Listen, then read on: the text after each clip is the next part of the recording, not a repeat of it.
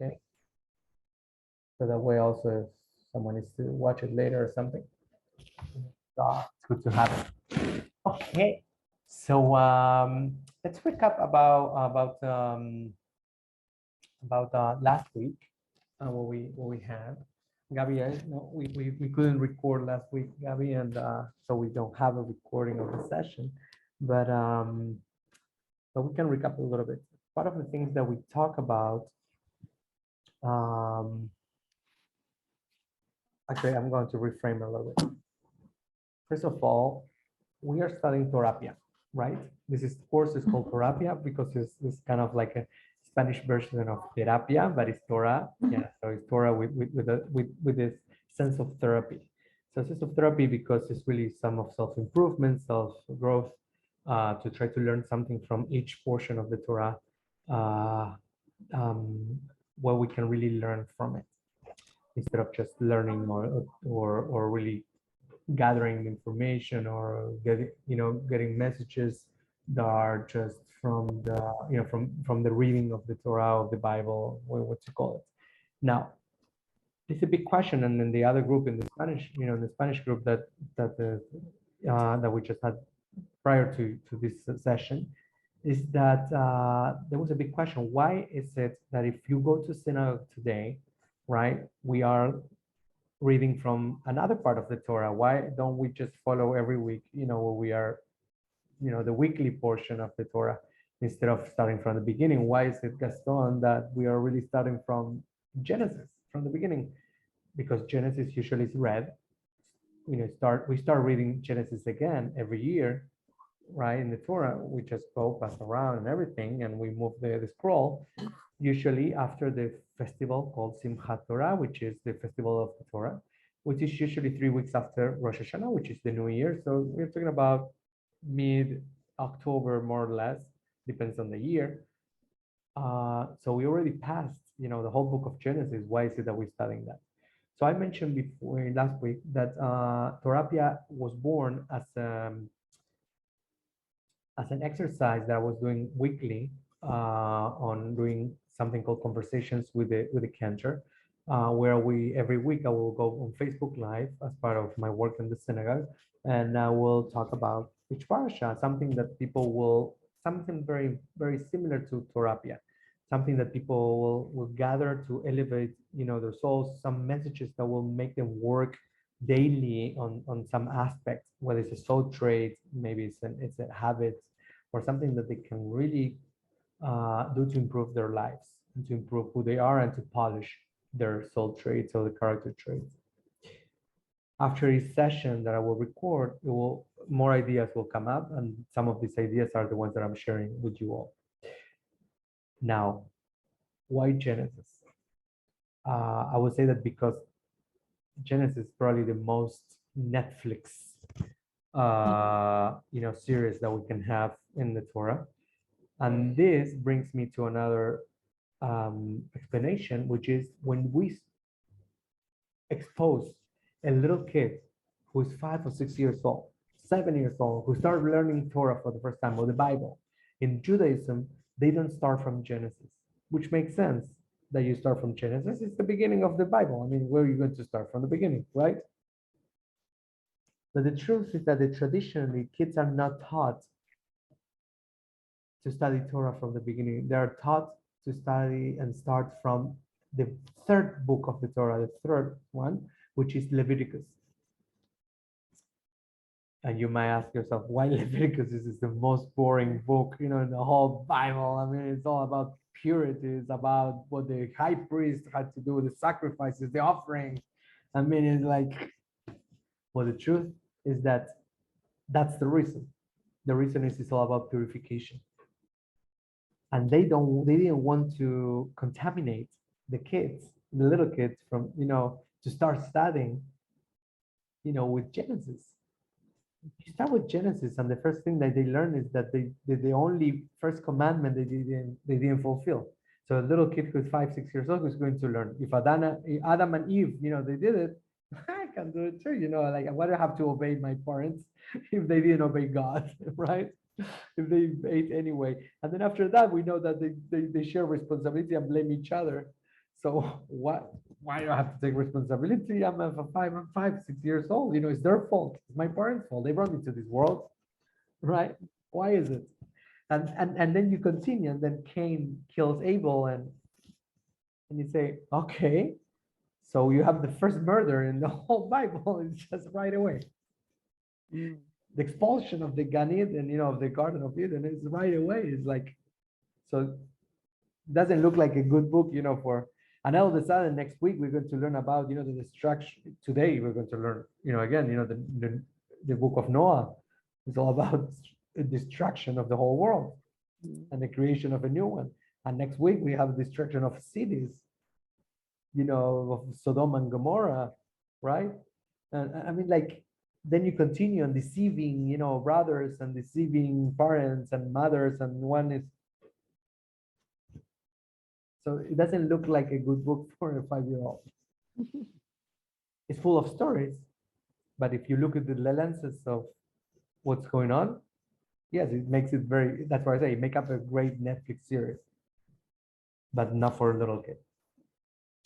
However, for us adults who have lived enough, some probably more than others, we can probably learn a lot from it. And that's kind of like what TORAHPIA is about. So as a recap, I think we already touched some bases, right? We have creation, we are co-creators with God. We understand from the Kabbalistic point of view that there were many creations before even the one that we encounter in the Torah. And God decided that probably Adam and Eve was a good creation. And from there, we can continue learning. We talk about responsibilities, blaming each other. We talk about the idea of the spouse being the best opposition to help you grow, right? We talked about favoritism, when God favored, right, one gift from Abel more than Cain, or at least it's the way we see it, or the way we interpret it.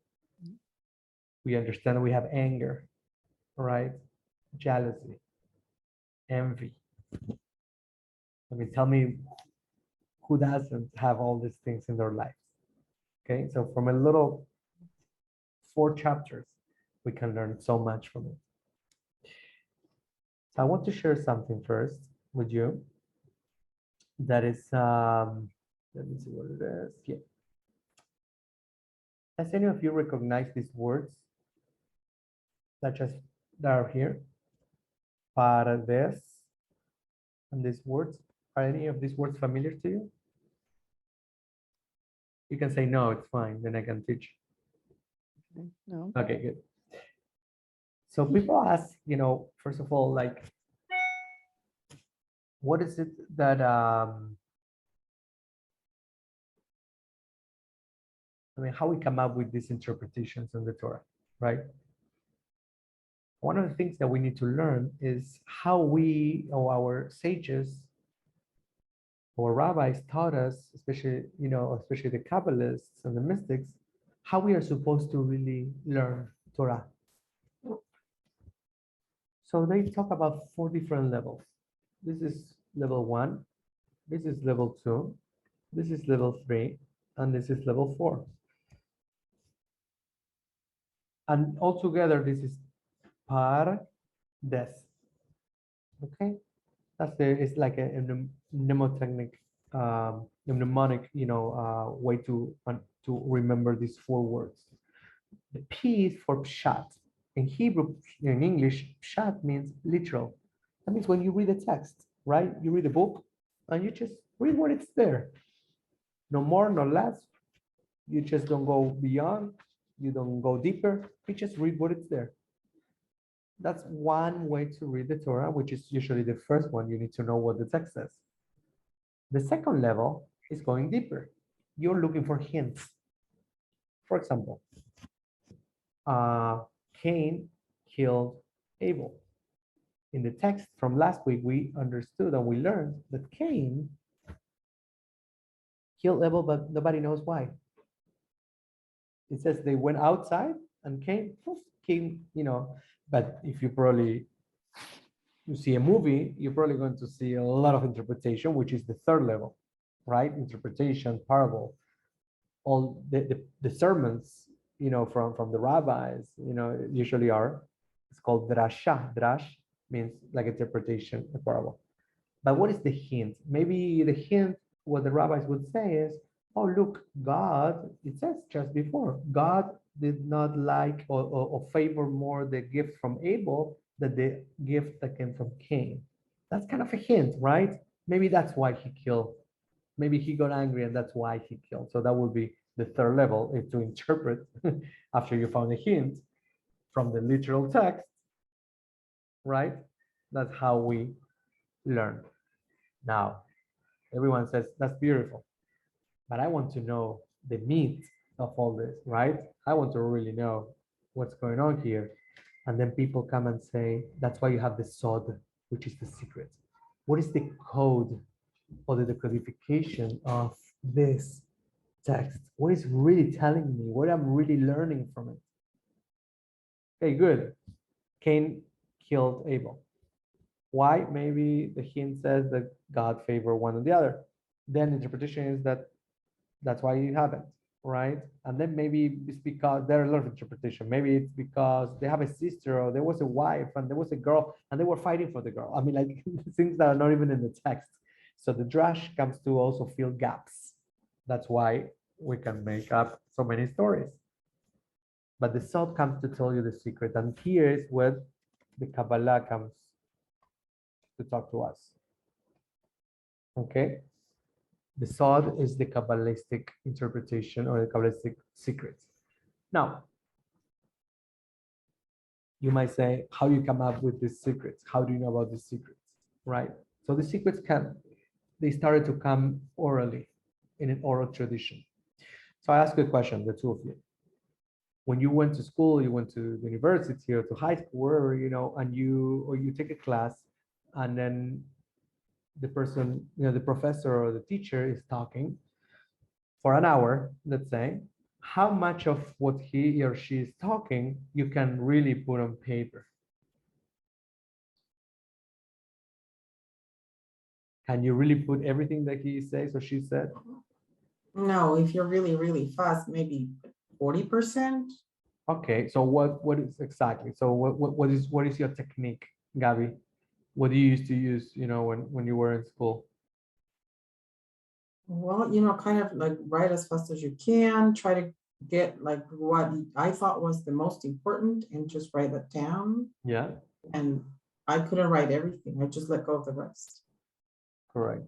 Nancy, similar? Yeah. I, certain things, I had abbreviations for a lot of words that I used frequently. So I Okay, could get those words in. But yeah, I'd write as fast as I could and try and get the things that seemed important. okay.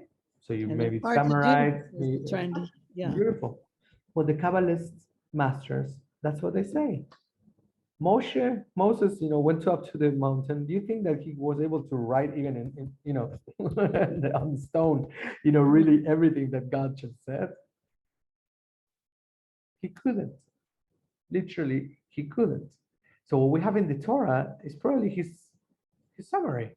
It's probably his abbreviations. Probably that's why we have so many gaps and a lot of things. And so the question is, if you, Nancy, or you, Gabby, give this summary or your notes, right, that you took, or the minutes, or you want to call it, to someone else who was in the class or who couldn't go to the class, couldn't attend the class, right? And then you give them your notes. You think they could get everything you wrote there, or you try to write them? No, you have to probably be with them and try to explain. And you have to explain with them probably verbally.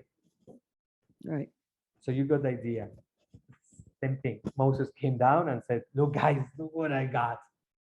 Let me just talk about it, right? I mean, like, let me tell you what this really means. Here are all the secrets behind all my notes. Bah, bah, bah, bah, bah. And that's how the whole tradition of the Kabbalistic interpretation and the Kabbalistic secrets come from. So the Kabbalists and many sages will say that you cannot really have a concept or a full concept of the Torah unless you really go through the 4 levels. And more than that, just to finish with this idea, because it's important to know where some of the interpretations of the things that we talk about today come from. Because you might say, I never heard about it, right? Maybe you never heard because you weren't exposed until today to certain, to certain secrets or the codifications. People say that many times they study this way. They just get the first and the second and the third level, but they don't go to the sod, and then here, the sages says you get then another word, which is pered. Pered. And pered means a mule. You know how you create a mule? Yeah. How do you make a mule? Oh, how you create a mule? Yes, What is it? It's a horse and a donkey. it's a horse and a donkey, which is we Yeah. already know is 2 different species, right? Very similar, but Yeah. it's a horse and a donkey. Do you know about the pered, about the mule? The mule cannot procreate. No, I didn't know that. Yeah, That's So- true. it is true. Look They it up. can't. Look it up in Google. They can't. Are there, so mules, are they male and female? That I don't know, but I know that they can't have. Yeah, I Uh, never knew that. Okay. so what they are trying to say here is like if you take out the sod from this equation, you get a mule. So in other words, you get a truncated world, right? It stops there, then you didn't really get more fruitfulness or creation from this, from only the 3 levels. So that's something to have in mind, when we talk about this and we have different interpretations. Now, how Just many on of- just one quick question. yes, Gabby. Right? Well, but then, even if you go through all 4 levels, Yes, you're still never gonna know like everything there was supposed to be on the Torah, right?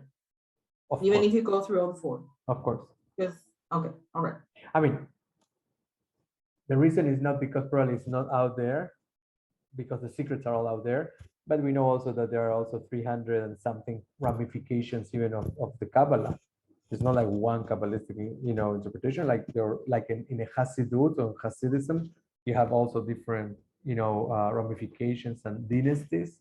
So they have different ways to explain things. In the Kabbalah also there are different ways to explain different things. So what that means is that in order to really probably learn everything, you need to go through all the 300 of them to really go down to the idea of learning all the secrets of the Yeah, Torah. but what I'm thinking about is mostly like, there's a lot that was already lost, in this trying to write it down, in this trying to put it together, we still lost some of it.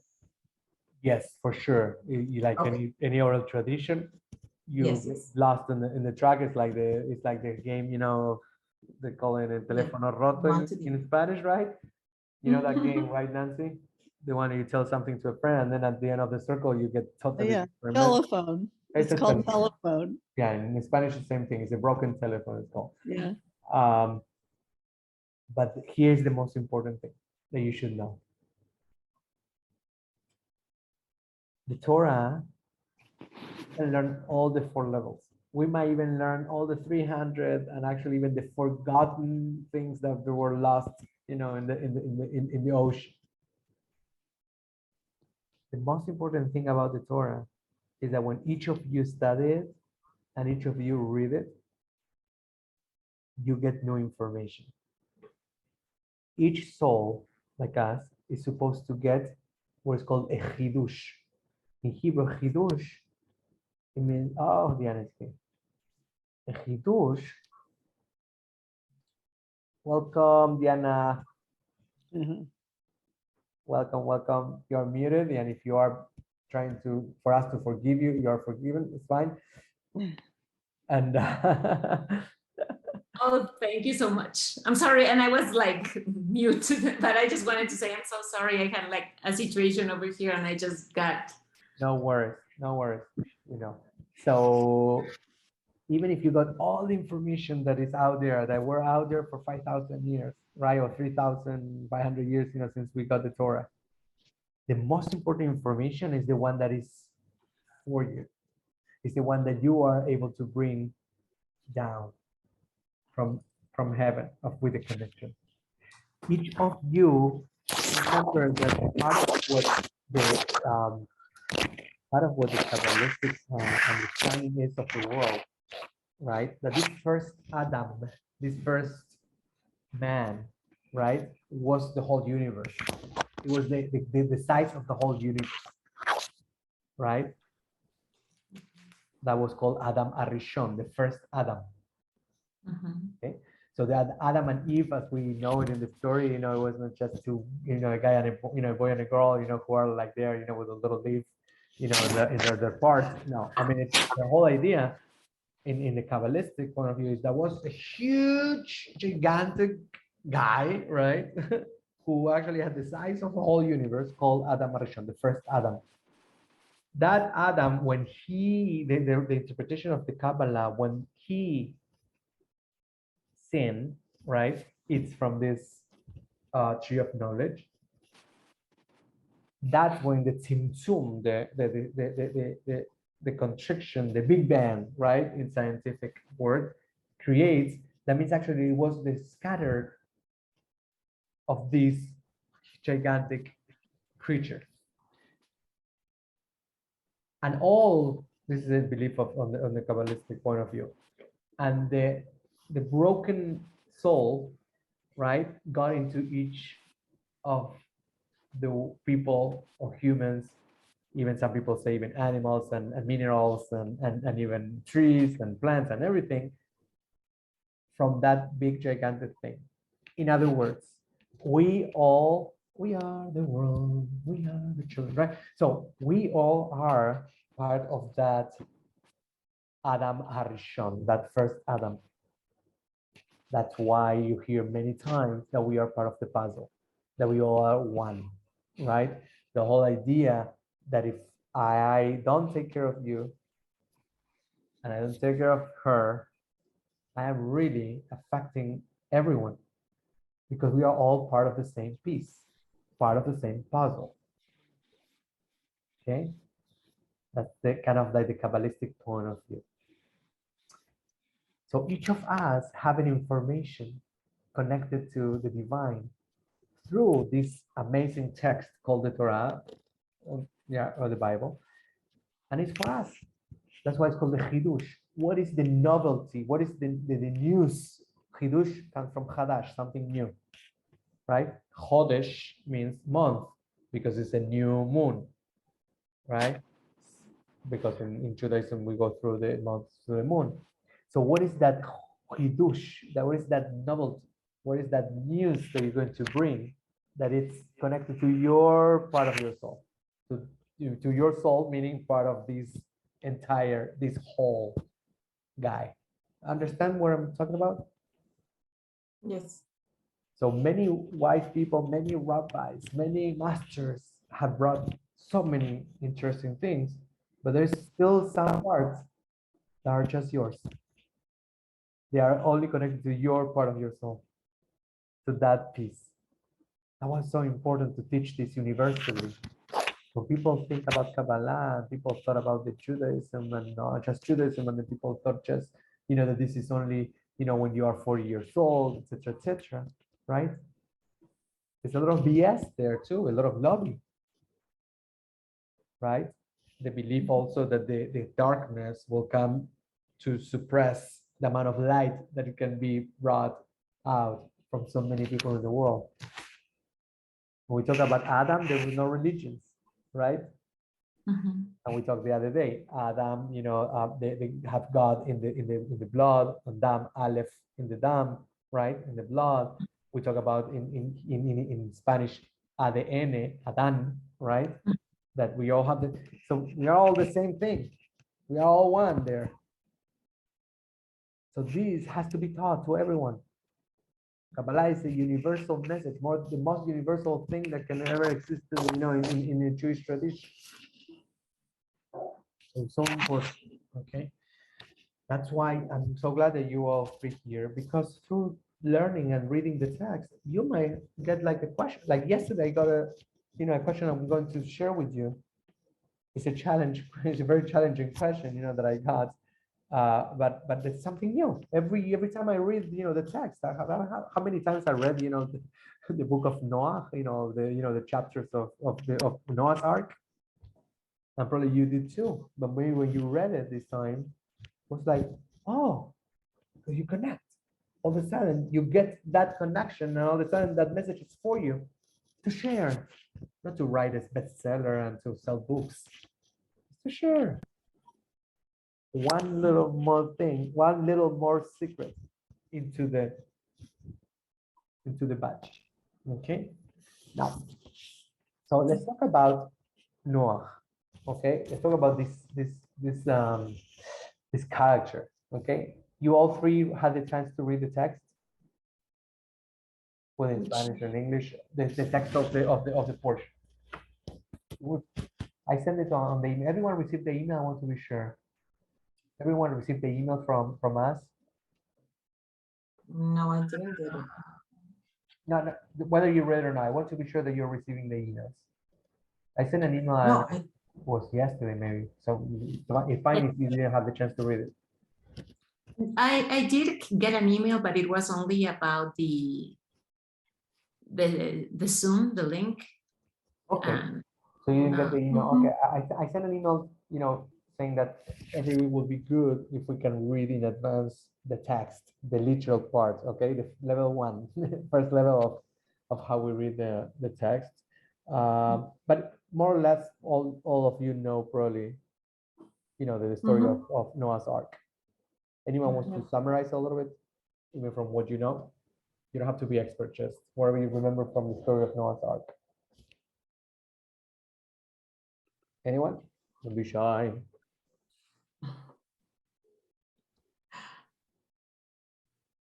I don't remember like the whole thing, but Noah gets the message that, you know, there's going to be these lot of rain and everything's going to be flooded, and he should build an ark for, you know, taking like all the animals, so, you know, he can repopulate the world after all he's gone. And he does so. And I don't think I remember any more details. Okay. Anyone else want to kind of like add on? So they were all on the boat, and they were on there for 40 days and 40 nights on the ark. And he sent out what was the bird? Yeah. Yeah, and it came It's a back. skull and then a dove. And he realized that there was land nearby. That sort of brief. And then there's the second part of the story, right? I mean, kind of like you kind of summarize a little bit. And then there's the second part of the story that, well, the second part is that then there is a pact, right? There is a deal with God, which is the rainbow, right? That he said that he was never going to do it again, and that's like was this sort of treaty, like presenting the rainbow was like a way for him to say that he was never going to flood the world again. Exactly. And then the last part of the whole story of the portion is not related to the story, because sometimes the portions in the Torah, that's the way it goes. All the time it's talking about this, and then there's a story like out of nowhere, and this is the story of the Babel Tower. Remember about the guys who spoke only one language, but they wanted to conquer the heaven, you know, and then all of a sudden the angels say what's going on here, and then God, all the time everyone's speaking a different language, right? And that's kind of like we understand, you know, how the languages, you know, were created in the world. Okay, good. Okay, more or less we have that. Now, The reason I want you to read the text, and you don't have, if you have the chance, no problem. Next week you'll read the next portion, which I will send. And first there are discrepancies, sorry, in the text. For example, numbers. We talk about the number 40, and then all the time we have to talk about number 150 days. So 40 days or 150 days, right? Then we had that there is a pair, right? A couple of each animals for each, like a male and female. And then all the time it says 7. It's like, okay, what's going on here, right? So they're full of interpretations for each of these discrepancies. And we're not going to focus on that, but I just want you to get you alert when you read the text that sometimes we just read literally, and that's why we have the second level, which is the hint, right? And then we go into interpretation, and then we try to find the solve, the secret. And one thing that we learn about Noah, there's so many lessons, to learn, but we have only, a limited time today. But one of the things that I want to bring you is, we just talked about the creation last week. And remember, one of the things we talk about is that we create our own reality, right? You might not be happy with your life. And the Kabbalists and, and the psychologists would say, if you don't like it, change it, right? Mm. People say, no, because my life is like this, my life is like this. If you don't like it, change it. As simple as it is.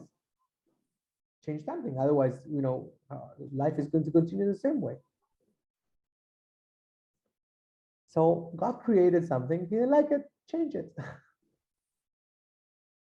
Now, the big questions that I have, for all of us is, you mean created something and just change it?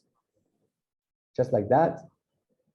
I mean, it's like, you create, you destroy, you create, you destroy. I mean, in some way, how many times we don't do that with our lives, right? Some people might stay in a situation, in a job, in a relationship, just because, for different reasons, right? And you might don't want to destroy what you just created, or you might be afraid. You might be very proud of what you have, and then your ego perception will not allow you to really make a change. You might not even aware, conscious, that actually you're living a very chaotic situation. For any reason, God decided to destroy the world. And one of the things he says is, what did he say? Why did he destroy the world?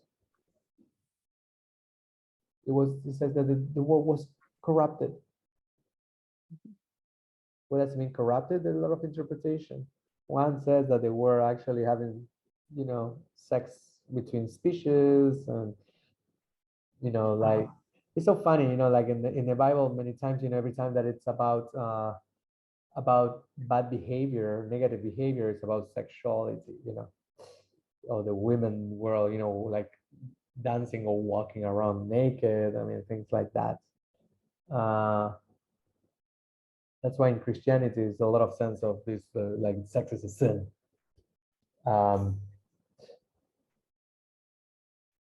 But whatever it is, God decided to destroy his world and start something anew and afresh. And he found grace on this guy called Noah, which at the beginning of the parasha of the session, it says, what does it say? It says that he found that this guy was a just guy, I mean righteous and perfect within his generation. So we don't know if he was a saint, but in his generation, from all the atrocities and what we hear about, he was a nice guy. The parameter probably was, who knows. So there's something important that we learn here. First is that sometimes we might be in situations, right? We might be in situations where we don't like what we see, what we have, what we hear, where we live. And we need to kind of purify that situation, right? So what does it mean to purify? So God destroyed the world. And here are a few questions for you. You have something to write on? Mhm. Yeah. So a few questions for you. Not just from this first verse that we can learn from. So when you are in a situation, you created something, right? I mean, not that you created, that you are aware that you created, but everything that you have in your life, you created. Your families, your relationships, you know, your jobs. So how far is your threshold, right? How far is your threshold when you decide to eliminate, to change, or to destroy something you built, you created? How far is your, I mean, what is the level of how far, you understand the question? I mean, how long does it take you to really change something? How long do you hold for it? What?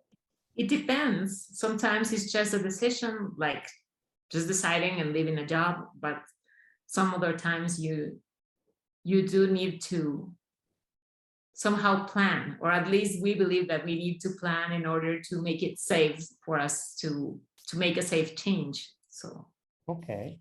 So I'm going to give you this as a question. You write it down, then we'll discuss together. Okay. But I want you to really write down the answers. So how far is your threshold? Means, you know, how long do you stay on that stage until you really make a change or make something different, right? When you say you like and change it, how long does it take you to realize that and to do something about it? The second question is,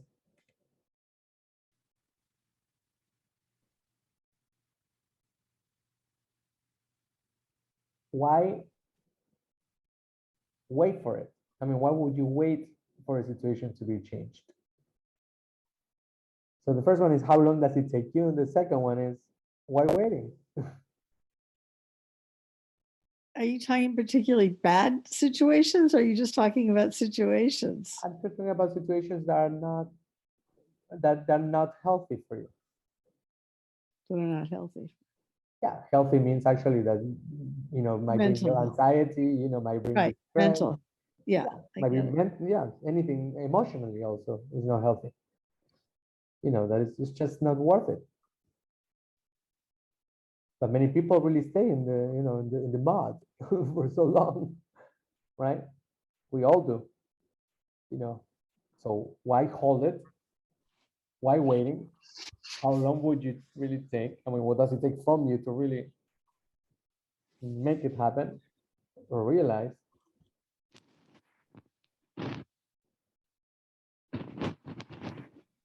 And the other question is more theological, is like, did God did God need to wait? I mean, like, knowing, you know, how he could create, destroy. I mean, he had to go through this game of 40 days, build an ark, you know, get 2 pairs of this, 2 pairs of that, get your family in, you know, like, he didn't need any of that, I guess. You know, he could destroy in 2 seconds, you know, and make it all happen again. So did God need to wait? Can I ask you a question? Yes. Are you taking, so I think there's, you know, there's always discussions about whether these stories are real, or if you should be reading them literally, or if you should just be taking a lesson or something from them. It's, and I'm wondering, I don't know what the Kabbalah, how do you say Kabbalah? Kabbalah, I don't know what they believe. I The, mean, the belief of the Kabbalah is actually, you never had to take this literally, because we go back to the analogy that I gave you before. right? The analogy I gave you before was, if this is a summary of what Moses was supposed to summarize, what God was dictating, Yeah. right? Or telling him, then literally that's according to Kabbalah, based on Kabbalah, that's only his notes. So Right. you cannot take this literally, whether they happen or not. The Kabbalistic will say actually that firstly, it doesn't matter for them. It's always trying to learn what the lesson is behind it. Right. So nothing that is really written in the Torah for the Kabbalists is exactly what is written there. It's always a message.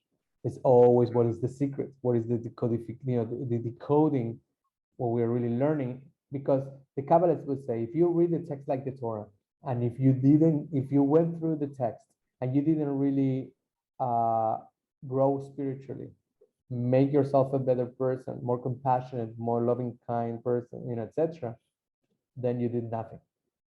If you did not improve as a person who can also help, improve the world and grow internally, inner growth, right? And help others to grow and to become more conscious and elevate your consciousness, you did nothing. That's kind of the Kabbalistic point of view. That's what we're trying to do here today. Okay, I mean, there's so much to learn from this, from this portion, that we're trying at least to get a little something. So who would like to share some of the, or even if you want to go you can go with examples, any situation, if you want to. For example, I do have a situation that I haven't been able to change. So maybe like this could be a sort of situation that maybe is one that many people feel stuck with. Like, for example, I have this neuralgia around my right eye. It goes all this way back to here. And I have done therapy. I have been to doctors. I have taken medicine. I have done many changes in my life in order to improve my sleep so that it can heal better. Well, I even went there, to Colombia to see if I could heal it. And I still haven't found how to change it. So sometimes I think, like, how do you stay in a situation, or how do you change the situation? Sometimes, even if you try, you still haven't found a way to make it change. And the only thing that I have learned about this is okay, I might have to accept it and just receive it and accept it as it is. It's not that I'm not going to keep on trying, but at least accepting it makes it less painful. But that doesn't mean that I have been able to change it, totally, somehow maybe my attitude, but not the symptoms still,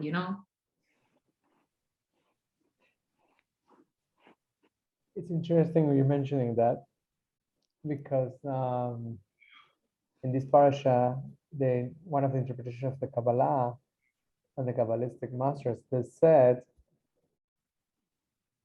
that this parasha connects so much with the healing of the world, okay, and healing of every human being, and how we can help others heal and how we heal ourselves. And it says that medical healing, right? I mean, doctors and medicine can cure a symptom, but not the illness, right? In a way, that most of the illnesses and sickness around the world and disease, pandemics and everything, is really in the spiritual realm of the human being.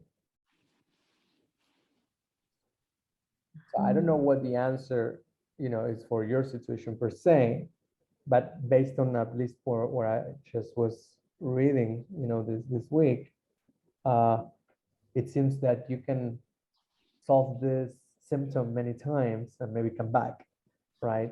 And you just cure the symptom.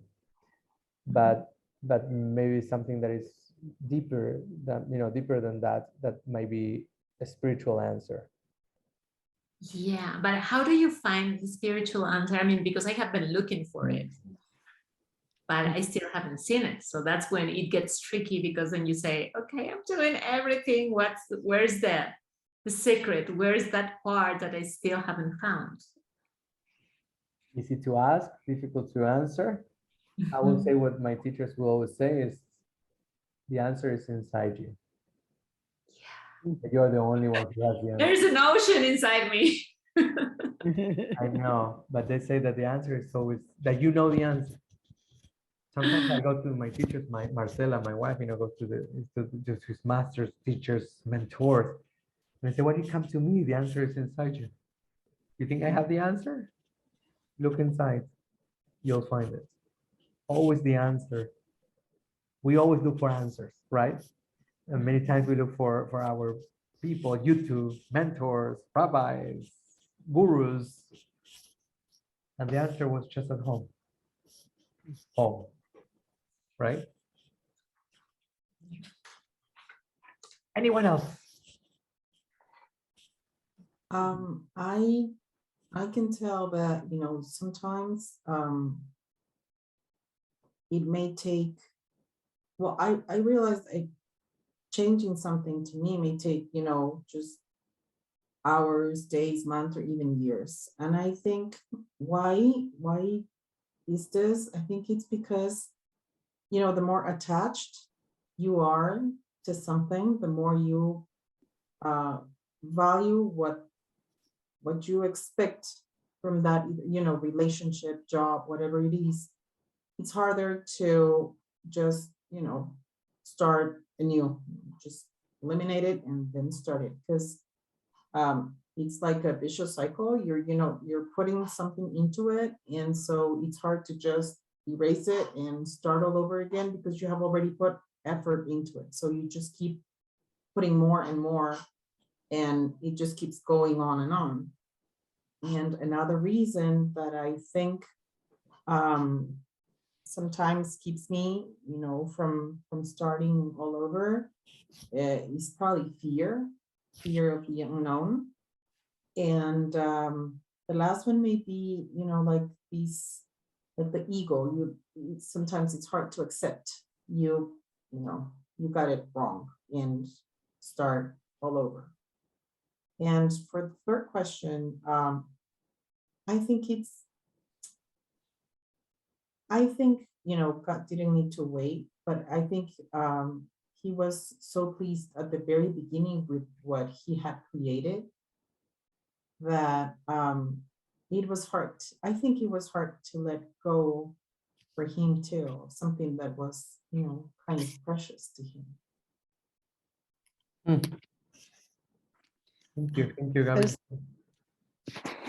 I think there's comfort in something that's been happening in your life, whether doing or living with or for a long time. I'm wondering, I think that COVID has made a big change in everyone's life. And for better and for worse. A lot of it has been for worse, but there have been some good things that have come out of it. But the question is, when you're as restricted as we've all been during these months, that's sort of it's like an opportunity to look at how things have changed and how things could change or shouldn't change. Because I know personally, I've never had an experience like this where I've just almost put a break on most of the things that I did all the time. So many of the things I did all the time. And in some ways it's been good, but because I've slowed down and I've, taken a breath. But on the other hand, it causes me concern about having the kind of energy that I had before. And will I be able to do all those things again? And I think that, you get used to, for example, this very slow life and it's become comfortable, but is it the best thing for us? Or isn't it? I mean, maybe it is. I'm sure in some instances it is, but I think it's given us, all of us, a big opportunity to think about the way we're living and what things we could change. And, it's been a weird way to to sit down and learn this stuff, but I think it's happened in a lot of maybe small or big ways for most everybody. Beautiful. Thank you for sharing, the three of you. I want to go to the next level of this. And thank you for sharing about the pandemic, because that was the first quarantine. As you know, the story of Noah is about quarantine, right? It's about 40 days. That's where the word quarantine comes from 40. And I'm going to share with you, even before we go, the number 40 in Judaism, how important it is, and how actually it's important for change and transition and purification and transformation, how important it is. And in the Jewish tradition, the number 40, in the Jewish tradition, even Quaresma, which is how is called Quaresma in English? Nancy, how do you call the 40 days that go from Ash Wednesday to Easter? Oh, I don't know. And there are 40 days. I, Okay, I'm not so sure that. that's called Not really. Quaresma. We come from the number 42, and also stories about Jesus. Those are, that's when the When they don't- Catholic Yes, correct. They don't do need meat. something that you can't do, right? Yeah, they don't that need meat. You can't Okay. eat, you can't eat this or you can't eat that. Yeah. Correct. And usually in Ramadan also, I mean, it's all these things. You have a lot of things that are around 40, and we're going to talk about it for a second. But I want to go to the next level. It's like, okay, I want to create a change. Great, I did it. Okay, you know what? I'm not in this job anymore. I mean, like, it was toxic. It was terrible. I didn't feel comfortable. I made a change. I found a new job. I know this is going to be great. And a few months go by, and you have the same situation with the boss, and you have the same situation with your colleagues. You go back home, you start complaining. Your wife, your husband, listen to you and say, "So what did he change?" And then you go to, "You're right. It looks like deja vu. I'm living the same experiences." And then you all of a sudden say, "You know what? This job is terrible. No." And then you go after another job, same thing, and you repeat and repeat it. And then all of a sudden you end up in the same situation. So how many times in our lives, and I'm just giving an example, of a job, because we might have probably gone through that, but in relationships with our own selves, with our habits, that we say we're going to change, but then we go back to the same situation. And we didn't even realize, and without even realizing, we end up in the same situation. What is it that we made a change? What's supposed to happen when we are arriving to a same situation, even if we made a change? First of all, have you ever had that situation before where you think you're making a change and then all of a sudden you are like, nothing changed and the people around me changed. Everything is different, but the things continue being the same. I have this friend. Easy to fall back on your old habits. Really easy to fall back on your old bad habits. Oh, so you're telling me that it's my responsibility. That is my fault. Well, yeah, probably. All right. I take it. So, I mean, we all have responsibilities for our own actions. It's challenging, and we get challenged all the time by other things. I mean, people make decisions every day to, cut back on food, right? Watch their diet, and then something delicious appears in front of you, and it's hard to resist that, even though it's not the best thing for you. We all do that in so many ways, I think. Okay. Any other thoughts? And Gabby? according to neuroscience, you need to change your identity in order to make changes, lasting changes. And if you don't change who you are, then you cannot change anything you want to change. I'm going to challenge you. People say you cannot change, but you can modify. That's the typical thing people say. Is that true? That you can, that you, people don't change. You can modify certain things, you know, but people don't change.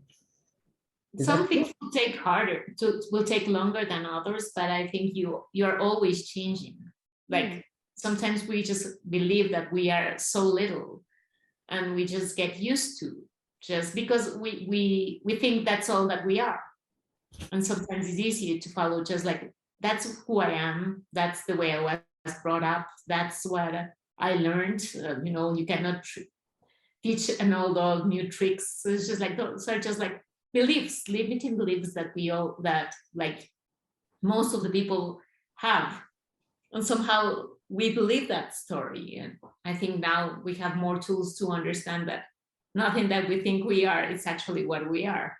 It's like we can still modify and change many things, but it will require for us to become the person that can be the vessel for that new thing that you want. So I think the change is more related to you become or you turn into the person that will be able to do. So for example, like let's say, let me put it into an example. Like if I wanted to receive more money or I wanted to earn more money and I wanted to be a big entrepreneur, then I might have to acquire a set of skills and learn new abilities and get informed in many different areas in order for me to be able to receive that information and use it in a way that I can actually turn it into what I want.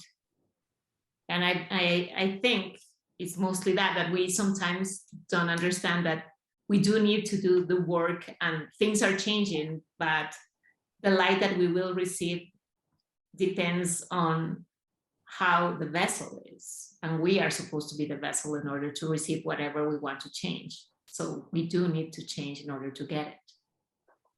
Okay. Gabby, do you have any thoughts? Well, my thoughts are more like in the same line. When we want to change something, we need to put like our minds into it. And it actually requires a lot of energy, you know, to be present and mindful of exactly what you're doing, like all the time. And when we go back into these like autopilot thing, you know, what we're going to get is what we are more used to. And so it's easier to fall into this like trap of, you know, I just can't change. But I think it's important to accept that all these kind of traits and, you know, are inside of us.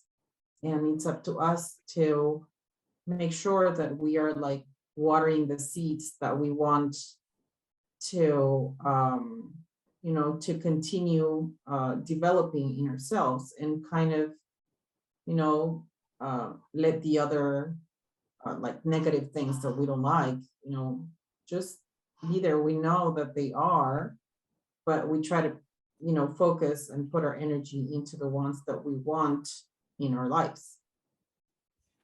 Interesting. And you all talk about also this commodity or being like in a comfort zone and it's comfortable, you know, to be who you are.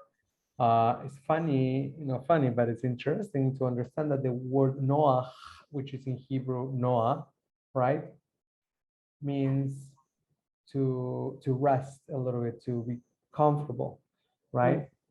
And sometimes the rabbis, the Kabbalists, kind of like they don't blame, but they say that the flood comes after his name because when he was in his comfort zone, he was chosen by God because he was one of the best, you know, among others in his generation. But that doesn't mean actually that he was good. And the other thing is that he never argues back. I mean, he said that he was just and righteous, but when God says, I'm going to destroy the world, just to get, build an ark, get all these animals and, get in, you're going to be saved. He didn't say like, what about the other people? He didn't care. Mhm. He didn't care about other people suffering or that they was going to destroy the world. Like, like he went in and like, okay, I'm going to be fine. Right? And that's a very comfortable situation. And for also another conversation of what it means really to take care of others. And to care for other people, because this is part of the solution many times of the purification of the world, is not to get into a selfish situation, which brings the idea that sometimes not wanting to change is a very selfish attitude, right? I'm very egocentric and egoistic. I mean, just call it whatever you want, but it means actually I don't want to change. I don't have to change, right? It's a very, very selfish situation. And here's something even, to think together. Sometimes we don't even realize that we need to change. And we go from situation to situation, even if we change it, and we don't realize. And sometimes we need just the other person or be more aware, but it's not easy, right? I tell you a personal story.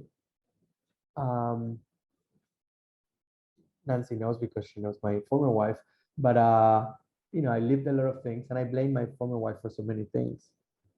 And when I met Marcela a few months shortly after, I received like the first slap in the face, and then there's a slap on the face and then another one. And then I said like, why am I living through this situation again if it was all my ex-wife? Mhm. And then I started to ask myself a lot of this question, and sometimes I didn't realize. So one of the things, for example, I was apparently, according to Marcela, my wife, I was a control freak, and I didn't say it. So one day she didn't know how to tell me, and she showed me a video. She sent me a link and said the video was a YouTube video that says these are the 10 commandments of a control freak.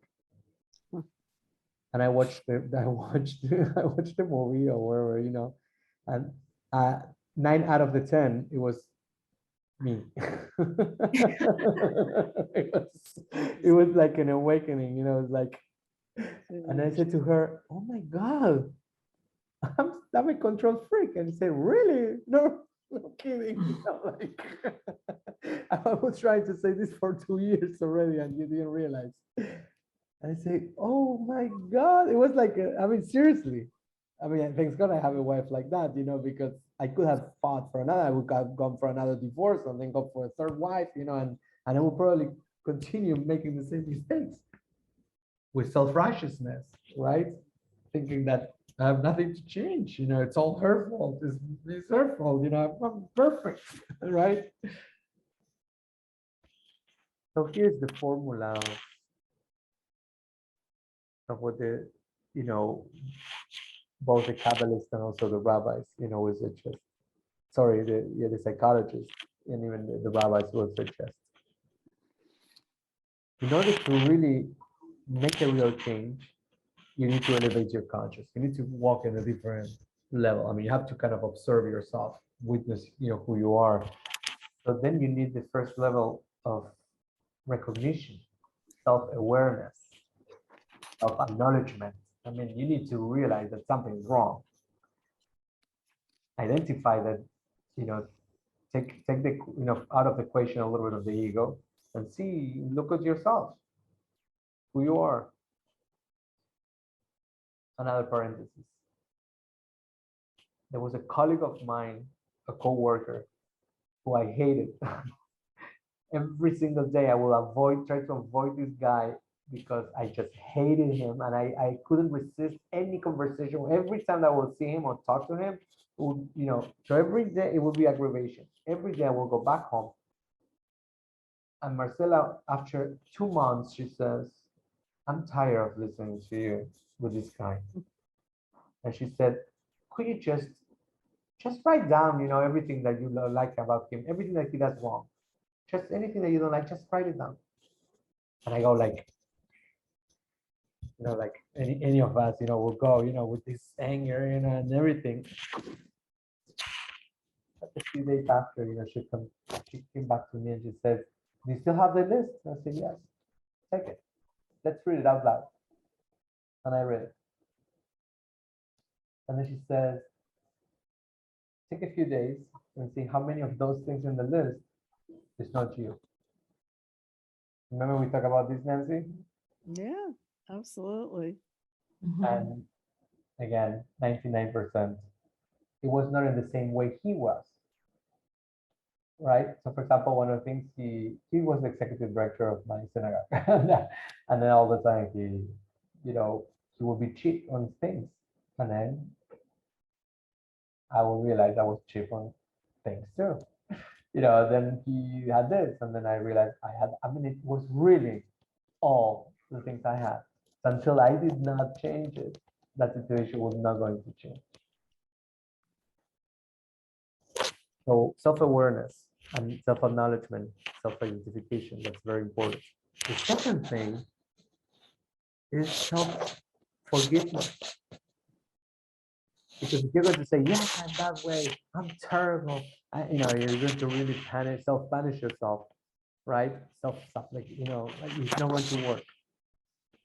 Always you need the forgiveness there. Self-forgiveness, and then forgive everyone else, but first self-forgiveness, because it's you are the one causing all this. You need to forgive yourself to reset. But the real forgiveness is not like, "Yeah, I forgive myself," we are very, very harsh on ourselves. So once you realize you are not the angel you think you are, or you thought you were, it's fine. We're not perfect. We continue to grow. So self-forgiveness. And the third is, what did I learn from the situation? What did I learn from the situation? So I can improve. It's a good formula. I mean, there are probably different formulas, but this is a formula, that is suggested many times by the rabbis to really grow.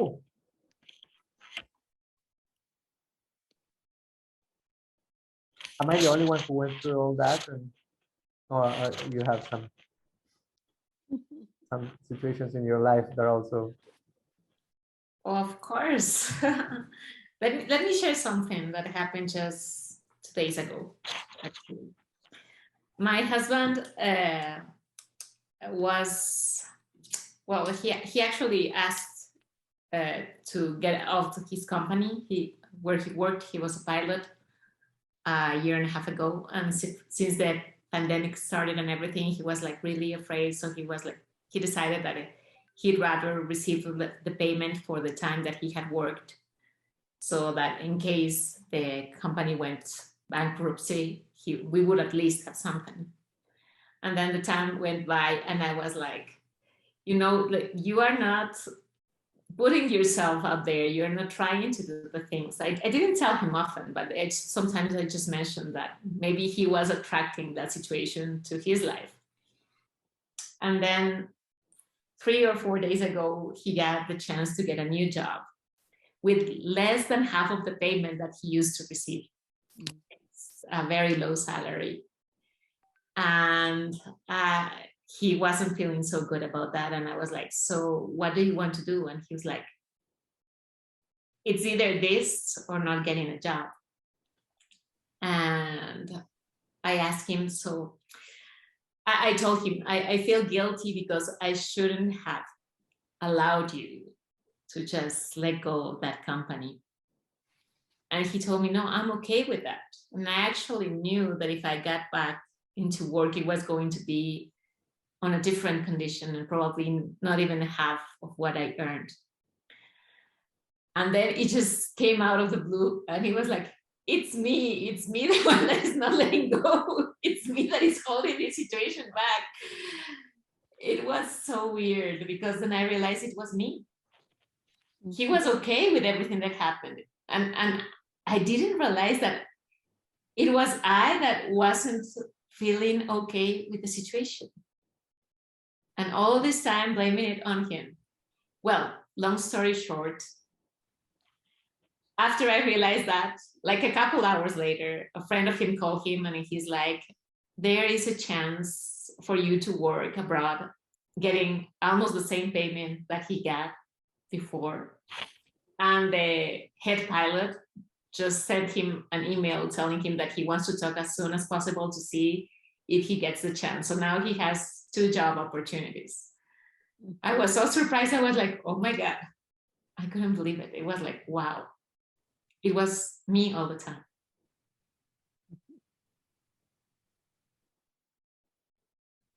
And I never thought it was me. It was crazy. This is something that Gabby was mentioning before, it's this idea of disattachment. So difficult. I mean, if you know that I kind of retired from the full-time pulpit and my colleagues are calling me, it's like, no way. I know you're going to come back. I know it's like they can't disattach, they can't let go. And it's difficult sometimes. So it's the grief from others, it's not mine. But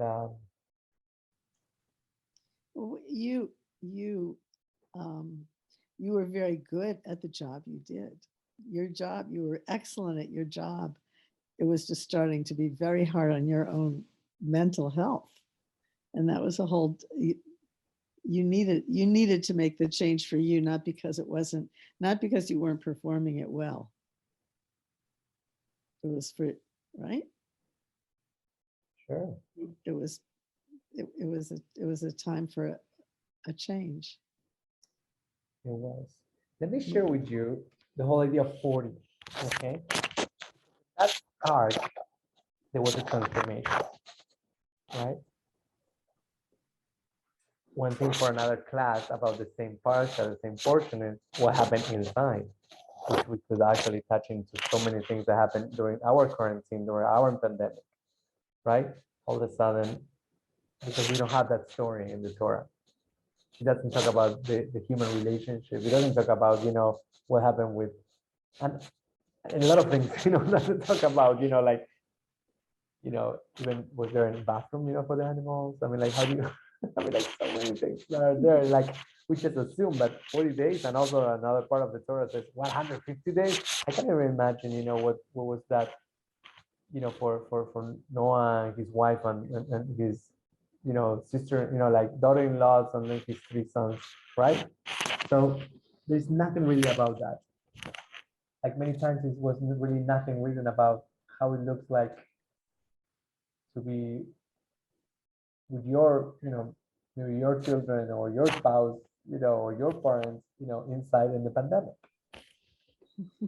Right? It's a huge amount of information there and things that we can also touch on.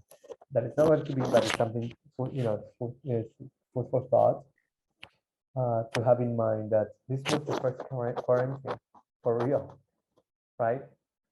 There was going to be a flood, a pandemic, something was going to happen, and you have to be inside in quarantine. You have to probably learn a lot of things, and each of us probably have our own stories on that. I want to share about that these 40 days. And Gaston, yeah. I'm sorry, but there's like something scratching the microphone. I keep hearing it also, and I don't know if it's coming from you. My microphone? Yeah, probably it is. I don't know, but every time I think It's like a glitch. Now it stopped. It stopped maybe because, well, no, it stopped. It's like something was scratching the microphone all the time. It So it's sounded hard like to. paper rustling the whole time. It's now But better? Yeah, Yeah. it's Yeah, better now it's now. better. It made it very hard to hear you. Oh, I'm so It's sorry. getting kind of late here. What? I said it's getting, whoop, there Oops. you are. Sorry, I just want to share with you the 40th, about the 40, and then we are almost done anyway. But I want to share this about the 40 because it's very important also in the spiritual, Jewish world. So the number 40 has great significance throughout the Torah and the Talmud.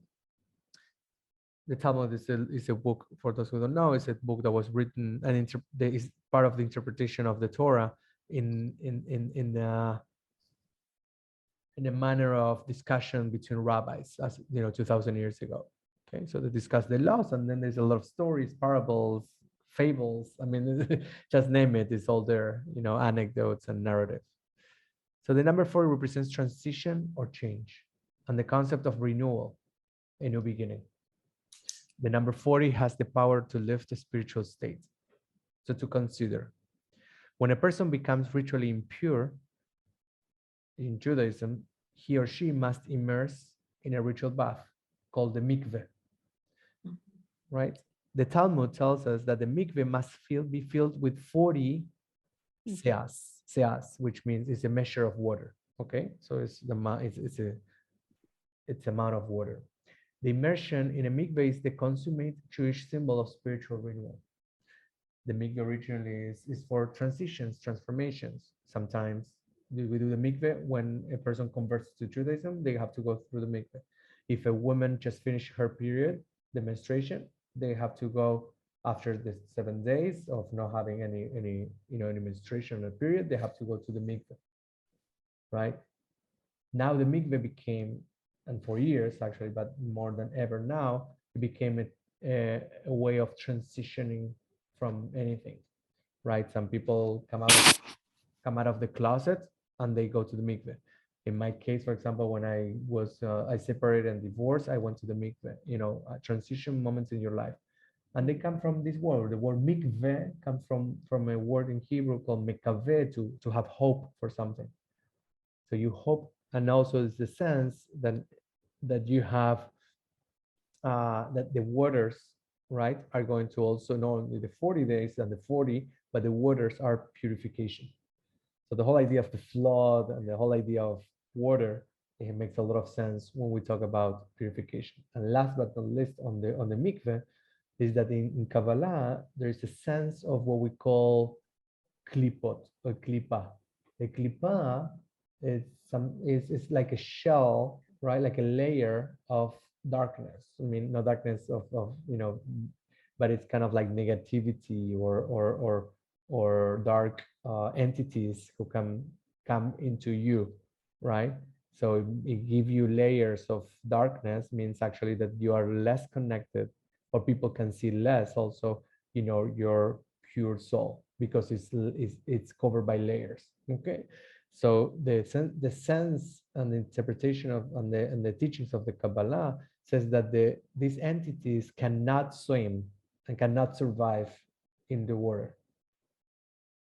That's why also the immersion in the mikveh is so important, because you might actually cleanse a lot. It is not accident that in the story of Noah that we just studied, the rain poured for 40 days and submerged the world in water. Just as a person leaves a mikveh pure, so too, when the water of the flood subsided, the world was purified from the licentiousness and which had corrupted in the days of Noah. Moses, we know, went to the mount, was on the Mount Sinai for 40 days and came down with the stones, with the tablets. The Jews arrived at Mount Sinai as a nation of Egyptian slaves, and they transformed themselves, but after 40 days, they were transformed into God's nation. Okay? They were also 40 years in the desert. It took also 40 days for remember the spies, the story of the spies, then they go and spy the land of Israel. They send one chief of each tribe. It also took 40 days and 40 nights to come back. If you remember also the story of Jonah with the big whale and the big fish, remember Jonah the prophet? So this says also that in 40 days the city of Nineveh is going to be destroyed. So it's 40 days also is the Quaresma, we talked before. According to the Talmud, it takes 40 days for an embryo to be formed in its mother's womb. So what we consider life, right, in science called the embryo, when we say that the fetus, fetus is considered life, that's exactly what it takes, 40 days. So you see how many things. In Kabbalah, 40 represents also 4 sides of the world. We just talk about also the 4 levels of of interpretation for the studying the Torah. The Tikkun HaKlali, I don't know if you're aware with that. The Tikkun HaKlali, it's a formula that was a recipe from this rabbi, Rabbi Nachman of Breslov, of the city of Breslov in Ukraine, that you recite for 40 days on a row. And it's a sequence of 10 different psalms. Not any psalm, he just say exactly which psalms. You can look it up. You can go to Google and look Tikkun HaKlali.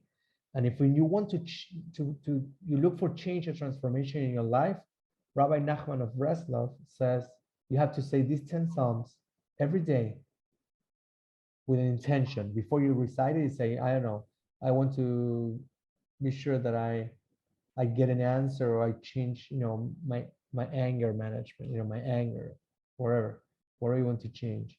And you recite these 10 psalms.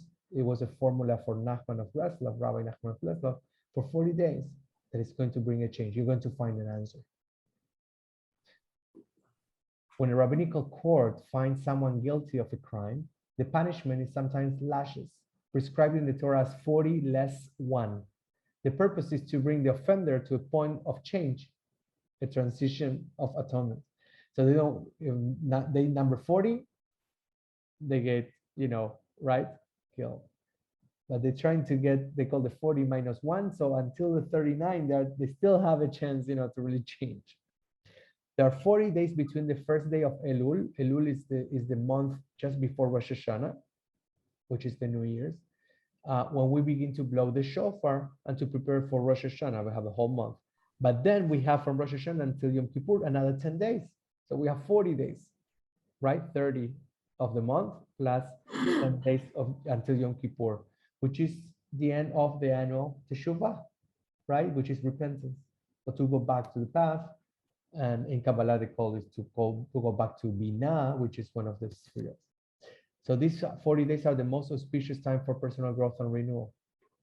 And last but not least, there are more, but according to the Talmud, also at age 40, a person transitions from one level of wisdom to the next. He reaches the level of Binah, which is kind of like understanding, the deeper insight of understanding what matters from another. After Moses led the Jewish people for 40 days in the wilderness, he told them, God has not given you a heart to know, and eyes to see, and ears to hear until this day.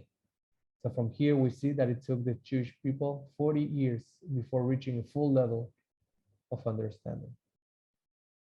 So it's just very, very interesting, how the number 40, and there's no coincidence that behind the number 40 during the flood, we get a transformation. So we are kind of concluding today, and but as always, I like to ask, so you understand that, to give to take a transformation, it might take 40 days. To change an habit, to modify something, it might take actually 40 days with discipline. Do it. There are even a lot of some spiritual masters, in Judaism, they challenge you many times about this 40 number. Say, can you really from 40 days stop gossiping? And you for 40 days actually be gracious every day? Have gratitude? It's funny because now more or less people always talk about, you just need 21 days. 21 days is another the 3 weeks. That's also another kind of number. But you will see, like the 21 days and the 40 days are typical numbers from coaches on many, many, many different aspects in your life, different areas. When you want to do change or something, they take you to that challenge. And you'll know like what's going on, like how do you come out with these numbers? There's no coincidence. So what's your takeout for today? One takeout, from each of you.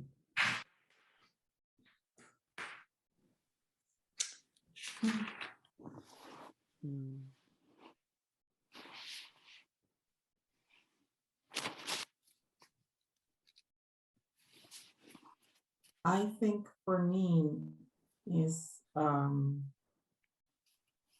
this idea that for me, I love these, in order to change, you need to elevate your consciousness. put it on a post-it note, and keep it, you know, handy all the time. It's just so important to observe ourselves more often.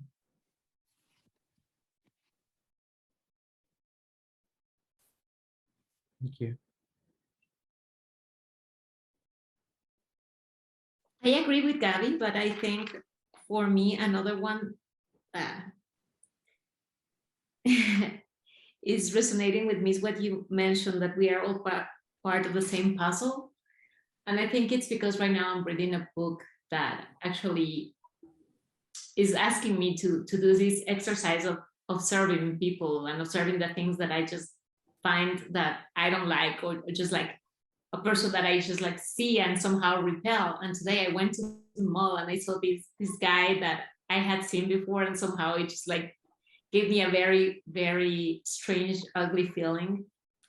And this time I was just like, was observing him, and I was like, he's also part of me, just trying to see that part of me that I was projecting in him. So it's something that I have been doing for a couple of days now. So it just brought my attention this part of the puzzle.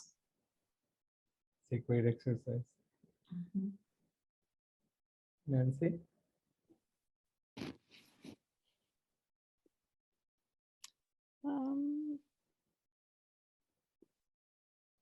I'm not sure. I like what Gabby said about the post-it note. I mean, that sort of reminder of, you know,